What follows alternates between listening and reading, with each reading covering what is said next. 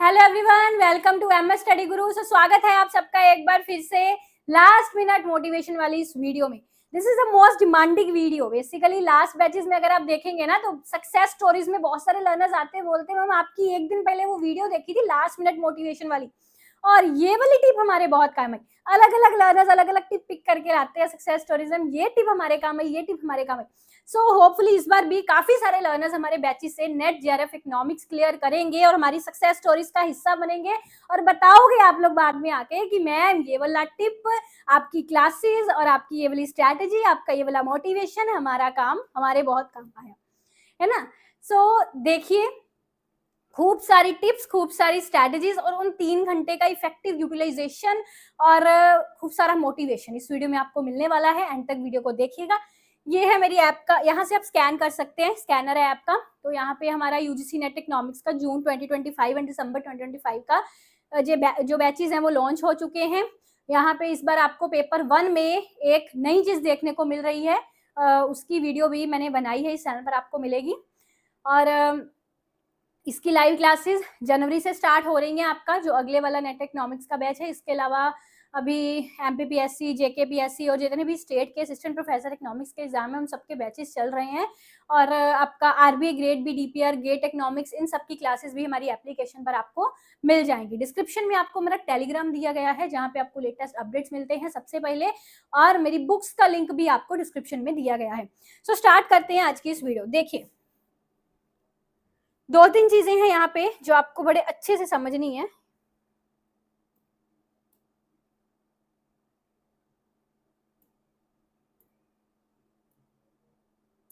जी हाँ, wait, just pen का colour सा चेंज कर लें थोड़ा।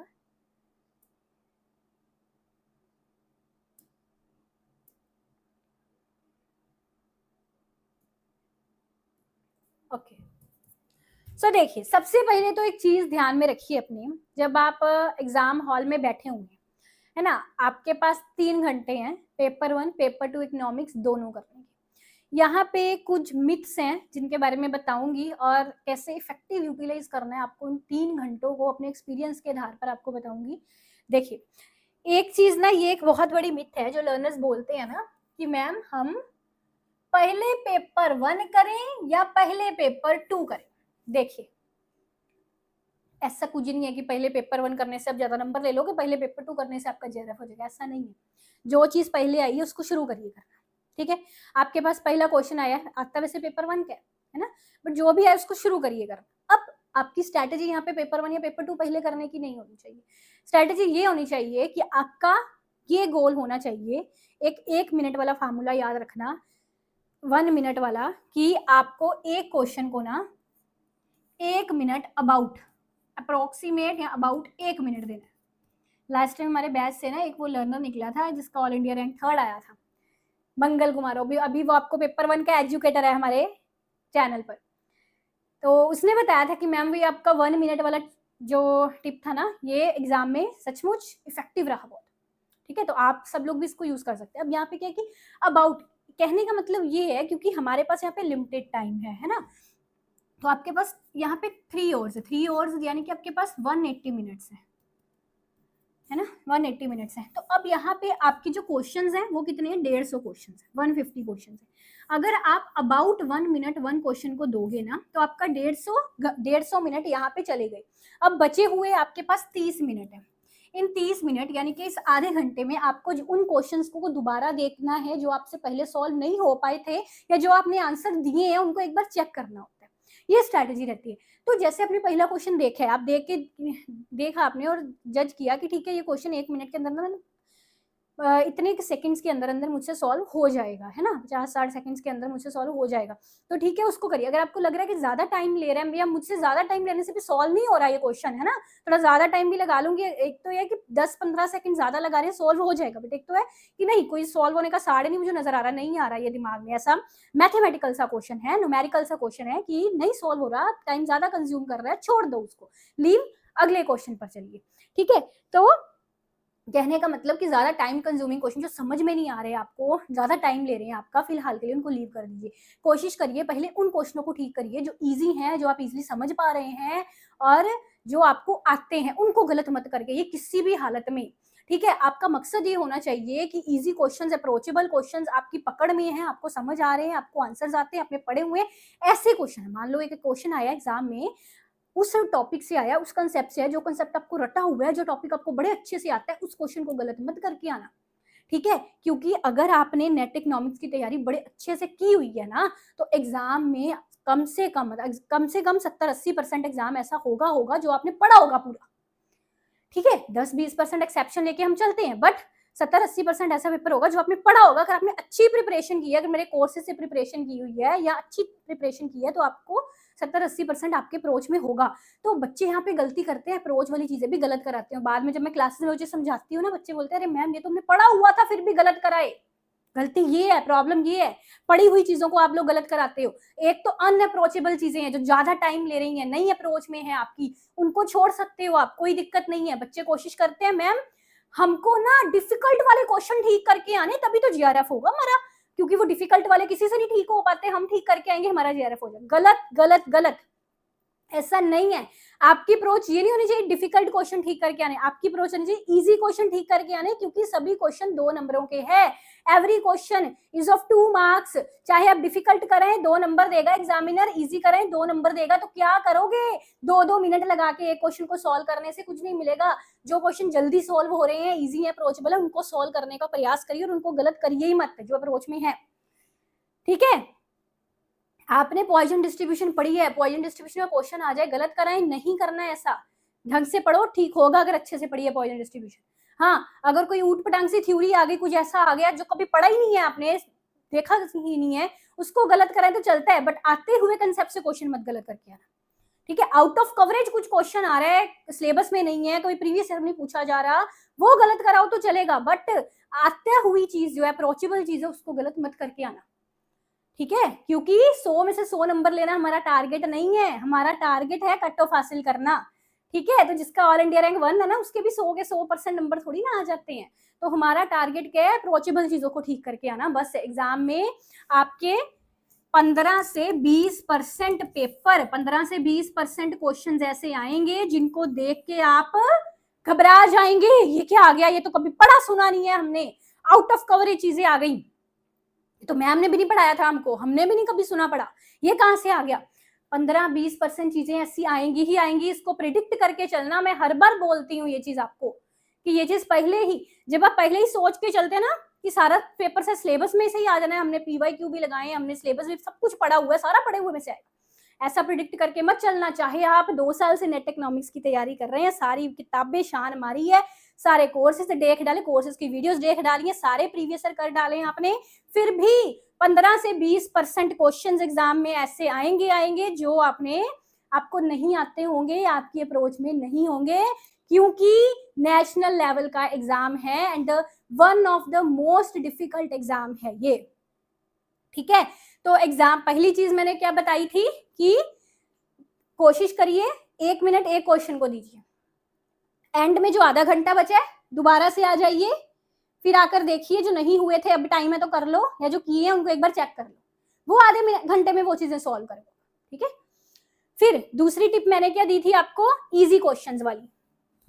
पहली टिप दी थी 1 मिनट वाली, दूसरी दी इजी क्वेश्चंस ठीक करके आइए। मतलब इजी का मतलब मेरा मतलब ये है अप्रोचेबल, जो आपने पढ़े हैं, जो आपकी अप्रोच में है, उनको ठीक करके आने की ज्यादा कोशिश करनी, डिफिकल्ट के पीछे नहीं मगर नहीं पड़ना, ठीक है।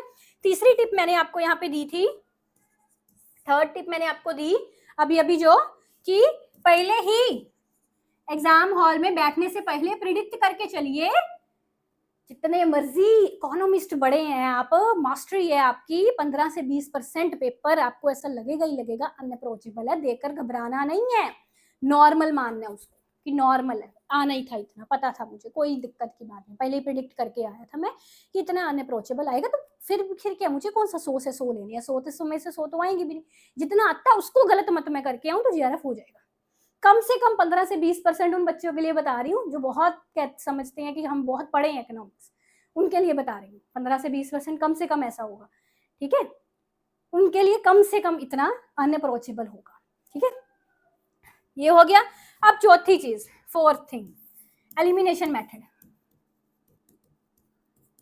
हर बार बताती हूँ, हर बार काम आता है बच्चों के, हर बार बच्चे बोलते हैं कि मैम आपका ये मेथड सच में काम आता है। एलिमिनेशन मेथड कि सही आंसर, कभी ऐसा क्वेश्चन आ जाए सामने कि जिसका आपको सही आंसर समझ में नहीं आ रहा, तो ढूंढिए गलत को ढूंढिए, गलत कौन सा, और जो गलत है उसको काटिए। 2 गलत भी काट देंगे, 50-50 हो गया ना।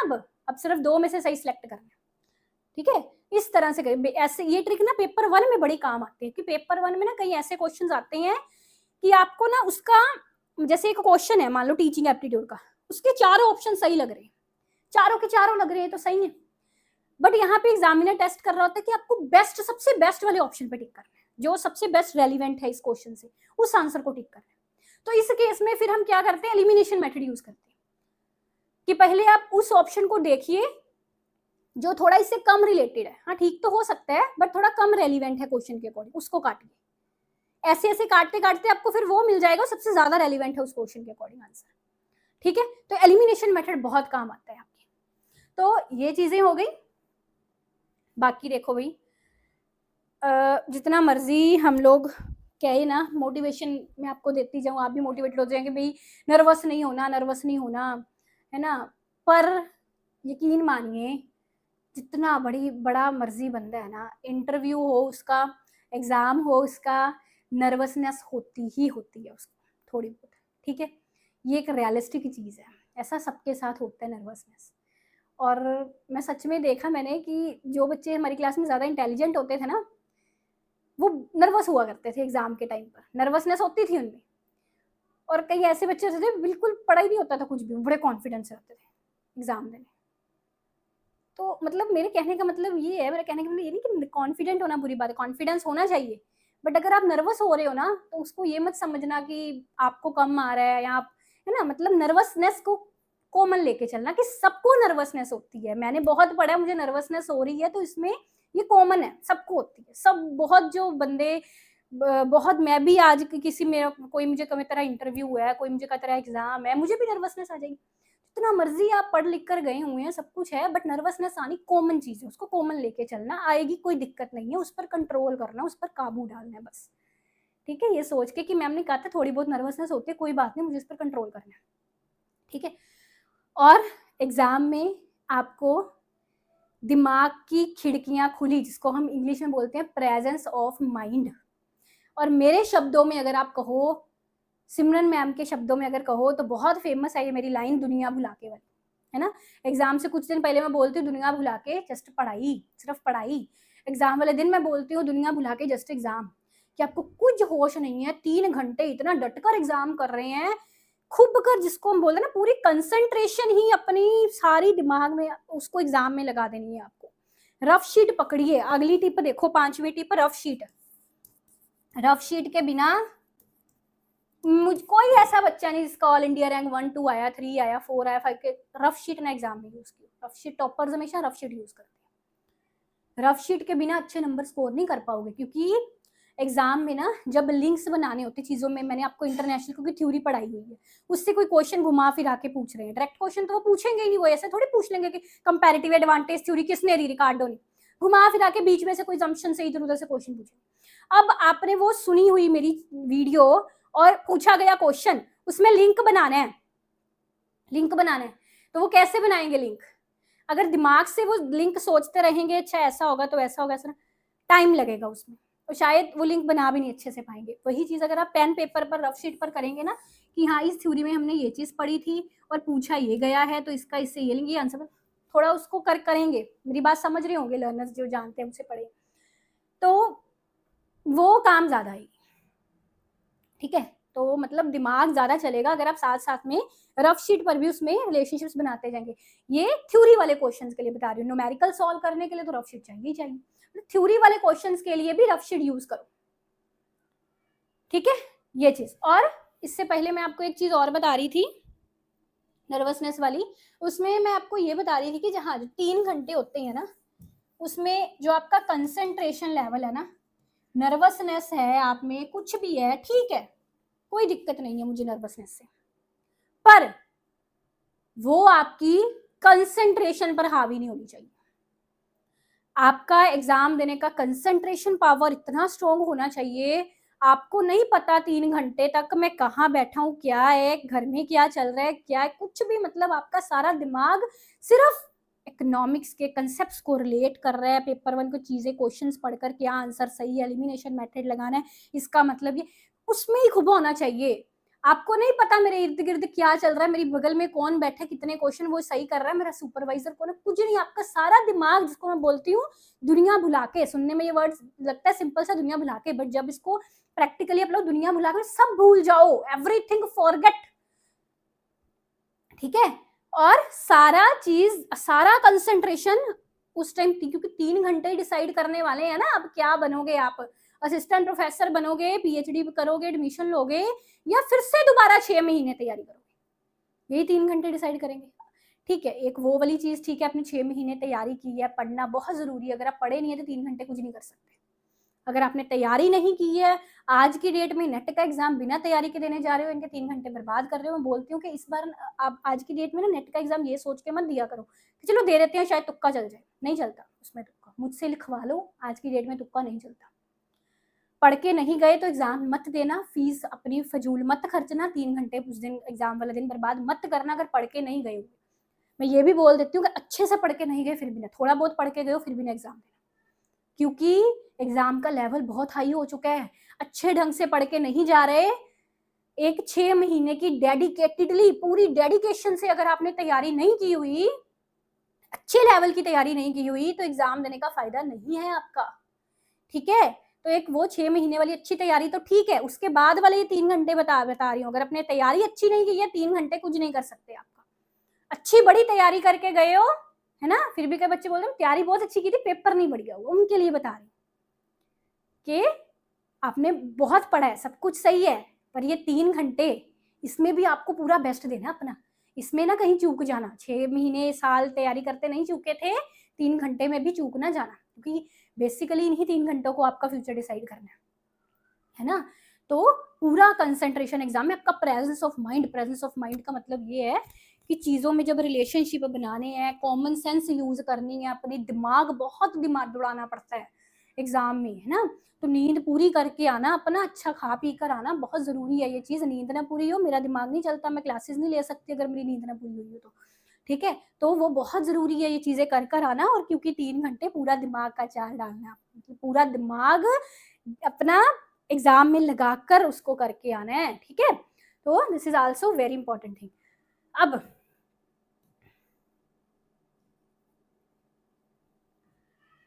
तो यही सारी चीज़ें आपको आज की इस वीडियो में बतानी थी। होपफुली ये वीडियो आपके काफ़ी काम आएगी, और बेस्ट ऑफ लक बाकी सभी को, जो भी मेरे बैचेस के बच्चे हैं, मेरी क्लासेस जिन्होंने देखी हैं, ज़रूर बताना आपका एग्ज़ाम कैसा रहा, मुझे क्वेश्चन पेपर भेजना, और जो भी आपका रिजल्ट होगा वो भी ज़रूर बताना है, अच्छा है बुरा है जैसे भी है ना। तो लास्ट टाइम जून 2024 वाला जो हमारा बैच था इकोनॉमिक्स का, उसमें मोस्टली सभी बच्चों का कुछ ना कुछ क्लियर हो गया, कुछ ना कुछ का मतलब किसी का जेआरएफ हो गया था, किसी का सिर्फ नेट हुआ था, किसी का ओनली पीएचडी हुआ था। कोई भी सिंगल बच्चा ने मुझे आके ये नहीं बोला था कि मैम हमारा ये वाली चीज़ क्लियर नहीं, मतलब हमने जून 2024 के बैच में थे, हमारा क्लियर नहीं हुई ये चीज़, मतलब सभी बच्चे का कुछ ना कुछ सक्सेस हुआ था। बहुत खुशी हुई थी, मैंने उस पर बहुत वीडियोस बनाई थी। तो इस बार भी आशा करती हूँ हमारे बैचेस वाले सभी बच्चे जो हैं अच्छे नंबर ले आए अपने, ठीक है। चाहे आपका पीएचडी वाला एडमिशन वाला क्राइटेरिया हो, चाहे नेट वाला हो, चाहे जेआरएफ वाला हो, अच्छे नंबर लेके आना, ठीक है। और होपफुली मेरी ये वीडियो आपकी स्कोर ज़रूर बूस्ट करेगी, इम्प्रूवमेंट लाएगी आपकी स्कोर में। Best of luck, thank you.